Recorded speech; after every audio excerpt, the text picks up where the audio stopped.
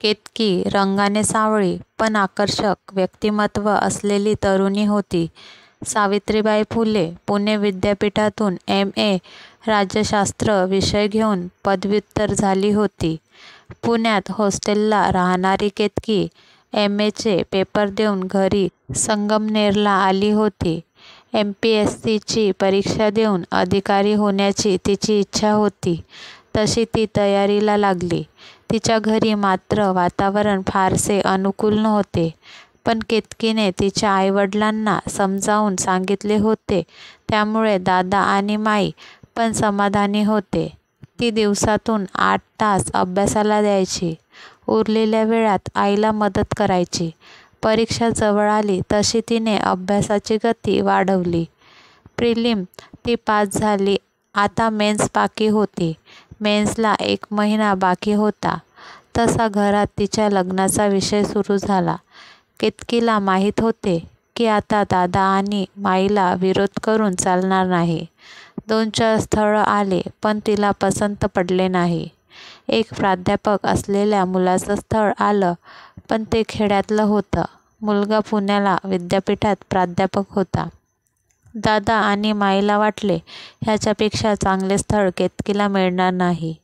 केतकीला त्यांनी सगळी कल्पना दिली. एकत्र कुटुंब, शिवाय खेडगाव, फक्त मुलाला चांगली नोकरी आणि तो पुण्यासारख्या शहरात राहणारा. जमेच्या बाजू केतकीनेही होकार दिला. लग्न 2 महिन्यांनी करायचे ठरले. केतकी परत मेन्स परीक्षेच्या तयारीला लागली आणि ती परीक्षाही ती पास झाली. पुढे इंटरव्ह्यू होता. लग्न 8 मार्चला होतं. अधिकारी पदाची सून मिळणार म्हणून तिच्या सासरचे माणसंही खुश होते. लग्नाची तारीख उजाडली. दादा आणि माईंनी अतिशय थाटामाटात संगमनेरला केतकीचं लग्न केलं. लग्न होऊन केतकी खेड्यात आली. सुरुवातीला काही दिवस तिला तिथे राहावं लागणार होते. लग्नानंतर 8च दिवसात तिचा इंटरव्ह्यू होता. तशी केतकी तिचे मिस्टर प्रसादबरोबर पुण्यात आली. तिच्या इंटरव्ह्यूचा दिवस उजाडला. ती आणि प्रसाद 11 वाजता बरोबर पोचले. तिची अशा प्रकारच्या इंटरव्ह्यूची पहिलीच वेळ होती, म्हणून ती थोडी घाबरलेली होती. पण प्रसादने तिला धीर दिला. तिला बोलवण्यात आलं.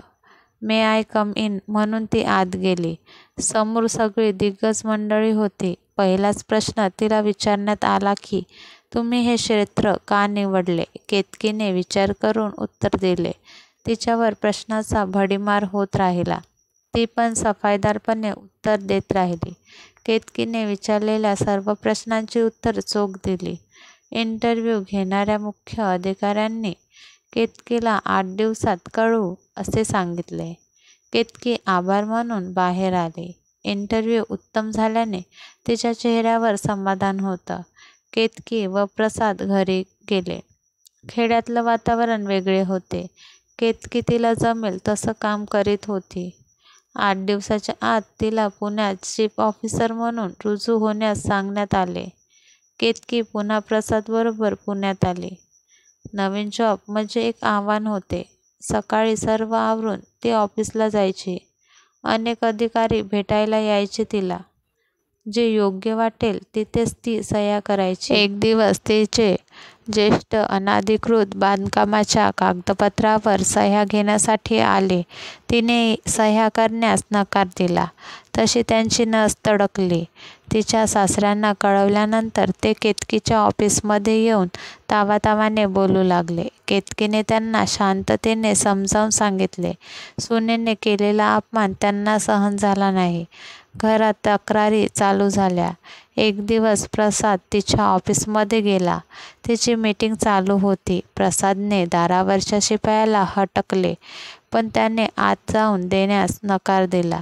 प्रसाद चिडला. तसाच रागाने तो आत गेला व रागाच्या भरात त्याने सगळ्या मोठ्या अधिकाऱ्यांसमोर केतकीच्या गालावर जोरात लगावली. केतकी तिच्या कामात मग्न होती, पण झालेला प्रकार तिला रुचला नाही. तिने संतापातच प्रसादला गेट आऊट केलं. दातोट खातच तो बाहेर निघाला. तो निघून गेल्यावर केतकी बराच वेळ पश्चाताप करत राहिली. पुण्यात तिला राहण्यासाठी एक मोठा बंगलाही मिळाला होता. तिने प्रसादलाही तिथे राहण्यास सांगितले, पण त्याने ते ऐकले नाही. झालेल्या प्रकारानंतर केतकी आणि प्रसादमधील वाद वाढतच गेले. केतकीच्या सासरच्या लोकांनी आगीत तेल ओतण्याचं काम केलं. शेवटी त्यांचा घटस्फोट झाला. पण त्या दरम्यान केतकी प्रेग्नेंट राहिली. 2 वर्षात केतकीची नगरला बदली झाली. छोट्या अनयला घेऊन ती नगरला आली. अनयला तिने पाळण्याघरात टाकले. तिची कामं करण्याची पद्धत आणि कडक शिस्त यामुळे ती लवकरच लोकप्रिय झाली. तिच्या कामाची एक शिस्त होती, त्यामुळे बेकायदेशीर कामांना तिने पायबंद घातला. अनय देखील आता शाळेत जाऊ लागला होता. केतकीची आई नगरला तिच्यासोबत राहू लागली. इकडे प्रसादच्या वडिलांनी प्रसादचे दुसरं लग्न करून दिले. नवल असे होते की केतकीसारखी मोठी अधिकारी मुलगी आपली सून होणार असा जो अभिमान प्रसादच्या आईवडिलांना होता तो जास्त काळ टिकला नाही. केतकीने स्वतःचा संसार एकट्यानेच करायचे ठरवले. अनय CBSE शाळेत शिकत होता. एक दिवस स्कूल बस आली नाही म्हणून केतकी अनयला शाळेत सोडण्यास निघाली. त्यांना तिने शाळेत सोडले आणि परत येताना एका वळणावर मागून एका ट्रकने जोरात स्कूटीला धडक दिली. केतकी स्कूटीवरून रस्त्यावर फेकली गेली. जोरात पडल्याने डोक्याला जब्बर मार लागला होता. रक्त वाहत होते. केतकीला रस्त्यावर पडलेली पाहून गर्दी जमली. केतकीने क्षणभर डोळे उघडले आणि ती म्हणाली, अनय, अनय. पण काही मिनिटातच तिने डोळे मिटले. जागेवरच तिने प्राण सोडले. जमलेले लोक हळहळ करू लागले. तिला दवाखान्यात हलवण्यात आले. पोस्टमॉर्टम करून डॉक्टरांनी तिचं प्रेत तिच्या लहान भावाच्या ताब्यात दिलं.